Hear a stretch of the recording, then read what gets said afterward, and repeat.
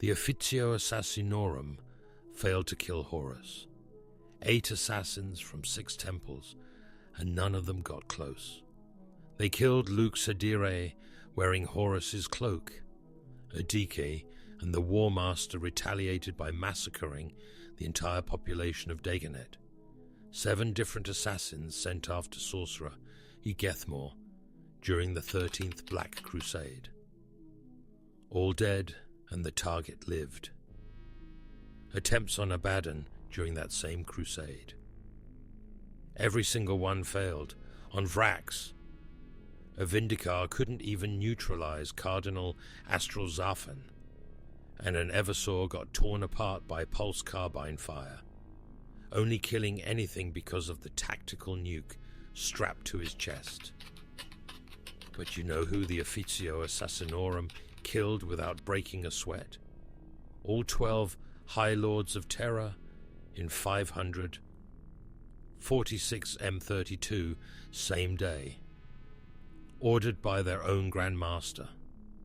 Lord Solar Macharius, greatest guard commander since the Great Crusade, murdered by a Callidus disguised as an inquisitorial stormtrooper. Then the Inquisitor, who helped, got killed too to cover it up. The Kadaveran Tigers regiment, infiltrated and destroyed from within when they questioned orders. Entire command staff obliterated by artillery. They called down on themselves because a Callidus was wearing their commander's face. The pattern is obvious once you see it. The Officio Assassinorum kills more loyal Imperial servants than it kills actual enemies. Look at their actual record. M31. They go after Horus, fail completely. Same year, Meshen walks into Conrad Kurz's throne room and kills him. Except Kurzi wanted to die. He'd foreseen his death and chose not to resist because he saw it as vindication of everything he'd done. The Assassinorum claims this as proof they can kill Primarchs, but he literally sat there and let it happen. 6 Vindicars sent after Alfarius over several years. They identified and killed a dozen different people claiming to be him. 5 years later, all 6 Vindicar heads show up frozen in the High Lord's food storage on Terra. The Alpha Legion killed them and delivered the heads as a message. When the Assassinorum faces enemies who actually fight back, who prepare, who understand how to counter them, they fail. But against Imperial targets who trust the system, who believe their rank protects them, who don't expect the Imperium's most elite killers to be pointed at loyal servants. Perfect success rate. The Beheading proves what they really are. Drakan Vangorich, Grand Master of Assassins, decided the High Lords were incompetent after the War of the Beast, so he had them all killed. Every member of the Senatorum Imperialis, eliminated in one night. He used the organization exactly as designed, and when a Space Marine strike force finally came for him, it took 100 Eversor assassins to defend his position. Only Lord Commander Maximus Thane survived to reach Vangorich. 1 Astartes out of an entire strike force, and that's what it cost to kill the man who'd just murdered the entire Imperial government. But Vangorich didn't go rogue. He demonstrated what the Officio Assassinorum actually does. It eliminates whoever the person controlling it decides needs to die, and for 10,000 years, that's mostly been Imperial officials who become inconvenient. During the Age of Apostasy, the Assassinorum got weaponized by Vandir. High-ranking members used assassins for his purges, targeting powerful individuals who opposed his tyranny. The organization's own Grand Master became a victim. This wasn't corruption. This was the system working as intended, controlled by whoever holds the authorization codes. Gogvander used a Culexus to sever Phaedrus's psychic abilities without killing him. Not assassination, the torture performed by an Imperial assassin at a corrupt tyrant's command, creating a living example of what happens when you oppose the wrong person.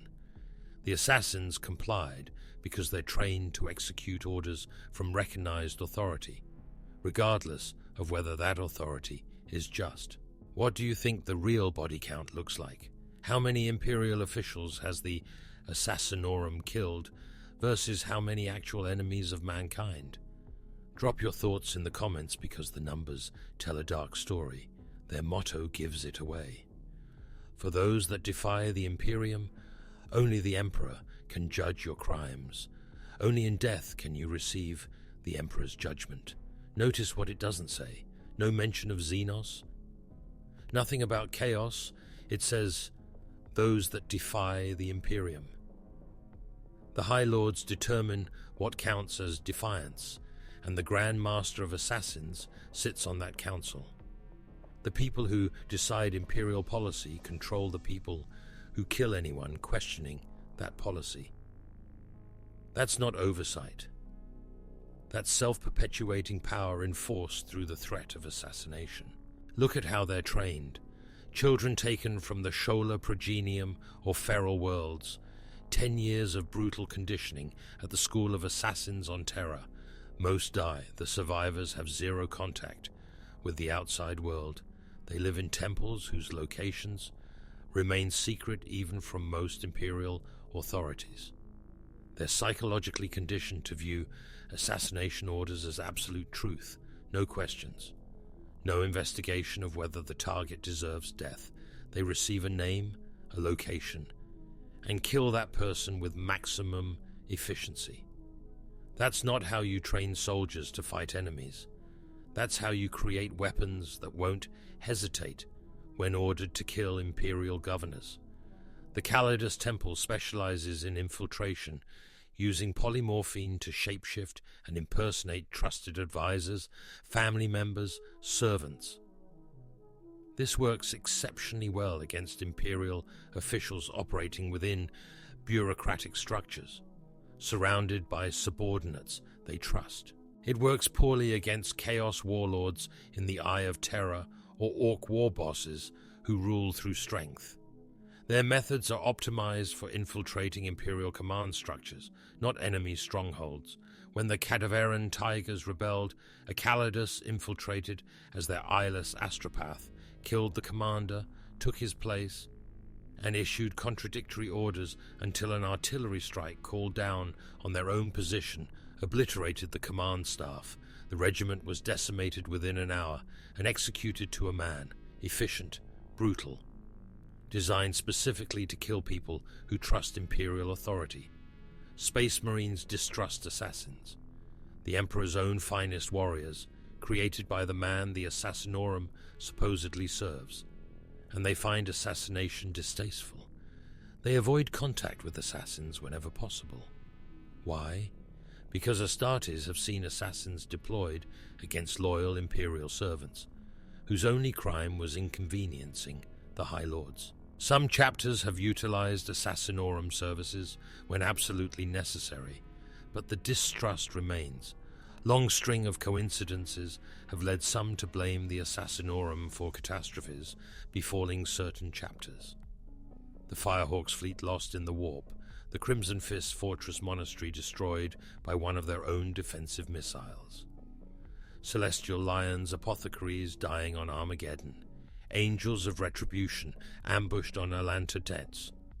Are these coincidences, or is the Officio Assassinorum eliminating chapters that ask too many questions? Macharius' death reveals the conspiracy clearly. Greatest Guard commander since the Emperor's Great Crusade, conquered nearly 1,000 worlds in 7 years, pushed to the edge of the Astronomican's light. Then he contracts deadly diseases on Loki, fighting his traitorous former protege, Richter, who turned to Nurgle. Macharius kills Richter, but the diseases have him weeks from death. A Callidus, disguised as an inquisitorial stormtrooper, kills Macharius, then kills Inquisitor Drake, who'd been cooperating with the assassination. The official story claims a Chaos cultist did it. The truth got covered up because the Imperium needed a hero dying gloriously in battle, not a dying plague victim. The Assassinorum preserved his legend by murdering him, then killed the Inquisitor to eliminate witnesses. That's not defending the Imperium, that's narrative control through assassination. Recent events suggest nothing's changed. Unconfirmed reports of Officio agents sent after chapter masters and governors refusing Guilliman's commands. The Primarch returned from stasis to find an Imperium he barely recognizes, and he's using assassins against Imperial leadership that won't accept his authority. Not fighting chaos, not killing Xenos, fighting the Imperium's own power structure because it won't submit to him. The Assassinorum serves whoever controls authorization, and authorization is a political tool for eliminating opposition. When they actually kill an enemy leader, the Imperium celebrates it as proof the system works. Ethereal Supreme Unva killed by an execution force. Finally, a major Xenos target eliminated. But compare that single success against decades of failures. 7 assassins dead trying to kill Ygethmor. Multiple attempts on Abaddon, all failures. 8 assassins sent after Horus. Dead or failed.